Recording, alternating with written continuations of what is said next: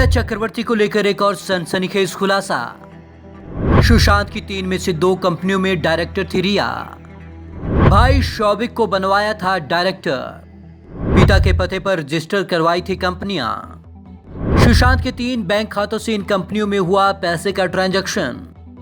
सुशांत की मौत से कुछ दिन पहले रिया ने दिया था इस्तीफा। सुशांत सिंह राजपूत सुसाइड मामले में रिया चक्रवर्ती के खिलाफ मामला दर्ज होने के बाद बिहार पुलिस उनके खिलाफ तेजी से सबूत जुटा रही है। इसी बीच सुशांत की गर्लफ्रेंड रिया चक्रवर्ती और उनके परिवार को लेकर सनसनीखेज बातें सामने आ रही हैं।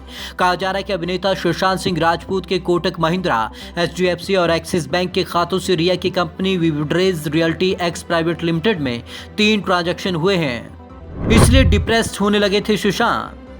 ये जानकारी भी सामने आई है कि सुशांत की जिन 2 कंपनियों में रिया और उनका भाई डायरेक्टर था, वो दोनों इन लोगों के पिता इंद्रजीत चक्रवर्ती के पते पर रजिस्टर्ड थी। साथ ही ये भी पता चला है कि पहली कंपनी को शुरू करने के कुछ वक्त बाद ही सुशांत डिप्रेशन का शिकार हो गए थे। सुशांत ने रिया के साथ मिलकर 2 कंपनियों विविड्रेज रियल्टी एक्स प्राइवेट लिमिटेड और front India for world foundation की शुरुआत की थी। इसमें पहली कंपनी विविड्रेज की स्थापना सितंबर 2019 में हुई थी।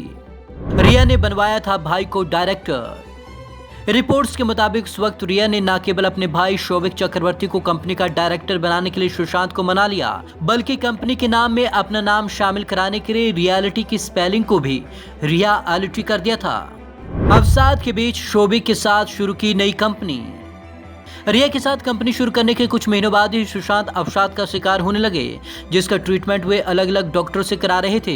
इसी बीच जनवरी 2020 में सुशांत के इलाज के दौरान शौविक ने उनके साथ मिलकर एक और company front India for world foundation खोल ली। रिया के पिता के फ्लैट पर रजिस्टर्ड थी दोनों कंपनियां। मीडिया रिपोर्ट्स के मुताबिक ये दोनों कंपनियां नवी मुंबई के उल्वा स्थित एक फ्लैट के पते पर रजिस्टर्ड हैं और ये फ्लैट रिया और शौविक के पिता इंद्रजीत चक्रवर्ती के नाम पर है। सुशांत की मौत से पहले रिया ने दिया था पद से इस्तीफा। जून महीने में सुशांत के खुदकुशी करने के कुछ दिन पहले ही रिया ने विविड्रेज रियल्टी एक्स में डायरेक्टर के अपने पद से इस्तीफा दे दिया था। बता दें कि इन दोनों कंपनियों में सुशांत ने अपनी कमाई का बड़ा हिस्सा निवेश कर रखा था।